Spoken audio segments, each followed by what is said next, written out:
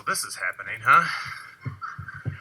Before I get started, my first slide will pop up there. I want to dedicate this actually to my students who inspired me this year to do this, to my wife for absolutely lowering her standards to marry me, and my son who is 3 and is a maker in progress here. So, Nick Provenzano, high school English teacher, and I'm going to talk to you guys today about Phineas and Ferb. How many here know about Phineas and Ferb? Yes, yes. So Phineas and Ferb is a cartoon on the Disney Channel that is about 2 kids who spend their summer vacation making. And there's a song that I am actually going to sing to you now that is the theme song to Phineas and Ferb. So what I want to do is encourage you, please, sing along with me as I do this song. So if you are ready, here we go.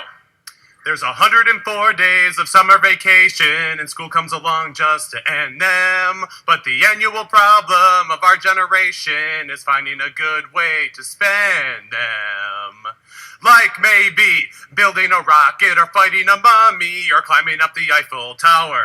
Discovering something that doesn't exist, or giving a monkey a shower. Do, surfing tidal waves, creating nanobots, or locating Frankenstein's brain.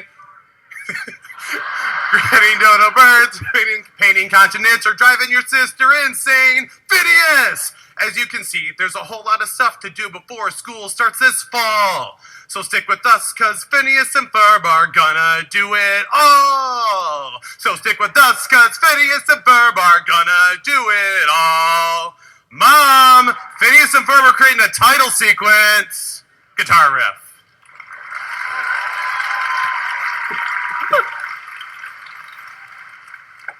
So that didn't really take 5 minutes. So we got a slide here, and what I'm going to talk about is this is how education used to be and sadly still is. Sage on the stage, talking to everyone. But the most important thing we need to do is create experiences for our kids. Phineas and Ferb wrote a whole song about how terrible school is and how they have to do everything fun they want to do in the summer and have those experiences. They're makers. It's a cartoon about makers. We want our kids to collaborate, to connect. We give this look to our teachers and friends when we say, hey, partner up, yes. We all have those moments, and it's super exciting for all of us. And I took that and created an awesome project where I connected my students from my high school to a high school in Iowa, where I had my students create an original version of Romeo and Juliet because I wanted them to create. They rewrote and filmed and produced something, and we are all geniuses, and that is something we need to tell our students to embrace it. Too often our kids are told you can't. Why? They can. Too often we are told as teachers you can't.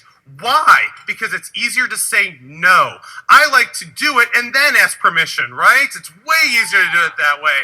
This is a photo from a student in my class who was from South America. I did Genius Hour, and she decided to do photography. She is now moving to China, and she has decided after the end of this project that I'm going to be a photojournalist. This is a picture of a student where she convinced us to train for a marathon with her and run a relay because she had never run a marathon, and she was going to do it, and she did it. I am so unbelievably proud of her because she took a dream and accomplished it because I gave her the time. It's a wonderful quote from one of my students here. I want to grow as a person and not let fear stop me from doing anything that I want to do in my life. I want to live life freely and have no tribulations in my way. A 15-year-old student faced that idea of fear and said, I'm not going to let things get in my way. And another student looked at failure and said, the biggest success stories are built upon a foundation of multiple failures.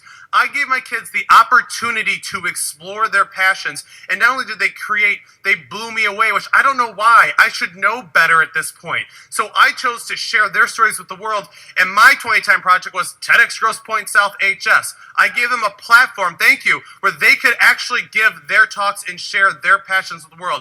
Over 1,000 people from all over the world watched the live stream. What I want to tell you guys right now is that now is the time to start. Now is the time. Not, oh, maybe next year I'll have some time in my curriculum. Get off your butts and get going. Our kids can't wait. They don't have time to wait for us to follow the rules and do it. And this is my warning that I only have 40 seconds left. Okay, this is Perry who's going to tell you what I'm going to tell you now is I want all of you guys to close your eyes for a second and think about the favorite multiple choice test you took. Exactly. Stop thinking in terms of multiple choice tests and thinking about the creativity you can give to our kids. If we do not do it, no one else will. Thank you.